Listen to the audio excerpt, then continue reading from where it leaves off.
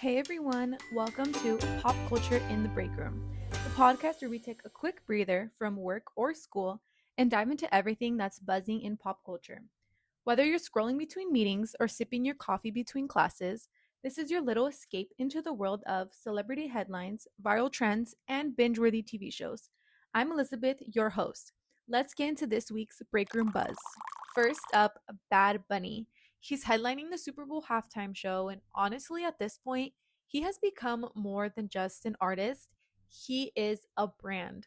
Everything he does feels so intentional. The visuals, the performances, the fashion, it's all part of his strategy of how to connect with his audiences that are on a massive global scale. Bad Bunny is a great reminder that in marketing and communications, consistency and authenticity is what is going to build recognition. And speaking of smart branding, I recently noticed that some of my favorite shows are now launching their own companion podcasts. I've noticed this happen with two Hulu Disney shows, both fictional and non fictional shows, one of them being Only Murders in the Building, really tapping into that true crime podcast feeling, and with Dancing with the Stars, a mix of reality, exclusive interviews, things that the fans really want. I think that it's such a clever branding move because it keeps the fans talking between episodes and it gives them another perspective and another way to engage with the narrative and the characters. And from a communications perspective, I think it's genius. It's cross platform storytelling. It's taking one piece of content and expanding it across channels to help deepen that connection with your audience. And honestly, that's kind of what pop culture does best. It keeps people connected, whether it's through a halftime show, a podcast, or a trending series. These shared moments give us something to talk about and bond over, which actually brings us into today's deep dive. All right, so for today's deep dive, I want to talk about the Amazon Prime show that took over not just our screens every Wednesday, but our conversations this summer.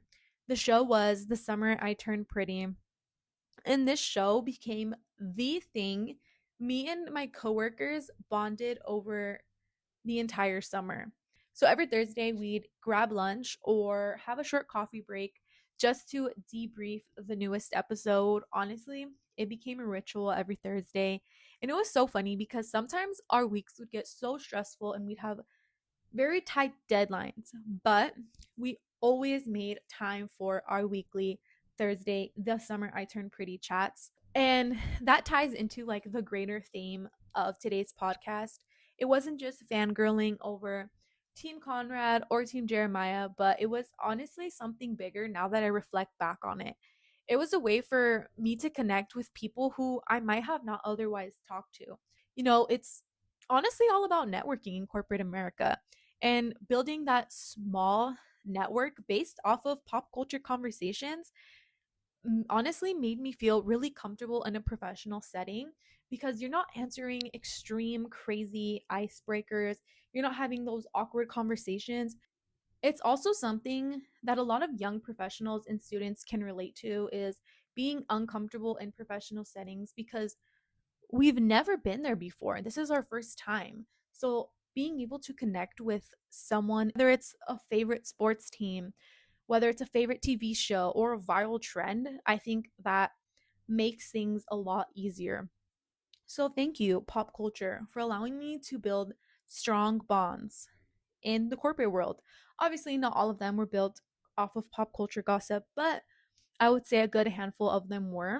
Actually, according to Harvard's professional and executive development blog, informal interactions, like the ones I was explaining, actually strengthen workplace culture and they make teams feel more human, and it allows you to build trust without always talking about work.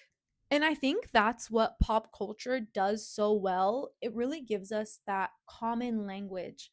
So when you think about it, choosing sides, either Jeremiah or Conrad from The Summer I Turned Pretty, isn't that different from office dynamics. Extremely different personalities, loyalty, and how people relate to one another. These characters honestly can be mirrors for real life interactions. And everyone's just trying to figure out where they fit in. Coming in as an intern, it for me it was like, how am I going to fit in with these professionals who have been working in this industry for 10 plus years? And for me, a lot of the time, it was that pop culture common language for us. So being able to recognize those dynamics is extremely important. And this also reminded me of another show.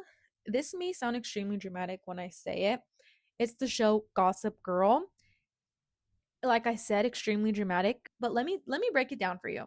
Because everyone in the office or in a classroom has a little bit of that chaotic, gossipy alliance scandal energy. And it sometimes is not all bad. Gossip, don't gossip about your coworkers, but pop culture gossip is actually not harmful. According to an article, the Scientific American pointed out that gossip can actually serve a purpose. It helps bond people and understand social norms. So, whether you're talking about the latest celebrity drama or that bombshell reality show twist, it's not just random chatter and noise. It's honestly a way of connecting with people and building community. So, in fields like marketing, PR, and communications, being aware of those cultural touch points is valuable. Pop culture honestly helps you read the room. It shows you what people care about, what interests them, how they express themselves, and what captures their attention. And when you can tap into that authentically, it helps you tell stories that actually resonate with them. A lot of people on our teams, they may identify with your target audience that you're trying to reach. Being able to connect with them and, like I said, figure out what captures their attention is what's going to help you build out those impactful and meaningful campaigns. To wrap up this deep dive, whether you're chatting about the summer I turned pretty or in the break room, or swapping theory about who did it in Only Murders in the Building, those little small moments truly matter. They help turn shared entertainment into shared experiences. And like I said, that's where the real connection with people begins. So, what's the takeaway from all this? Pop culture isn't just entertainment, it's connection. It's how we build relationships, especially in these fast paced, heavy deadline environments like college or work. It's where we can chat about shows, music, or viral moments. And it's where we're actually building bridges, finding that common ground through shared experiences. And that's why I think it's so cool when workplaces or classroom embrace those little pop culture moments, because that's where people can feel seen, heard, and part of something bigger. All right, before we wrap up, it's time for the break room recommendations. These are a few things worth sharing over coffee or in those awkward teams meetings this week. So if you're looking for something cozy for the fall season, I recommend you rewatch The Gilmore Girls, that mom and daughter duo. I think it's perfect for watching while studying or working. A podcast and show combo recommendation I'm going to give you is, like we talked about, Only Murders in the Building. I would watch the show and their accompanying podcast because it gives that great behind the scenes insights, and it's a fun reminder of how storytelling can extend beyond just one platform. So that's it for this episode of Pop Culture in the Break Room. Thank you so much for spending your break with me. Until next time, see you in the break room.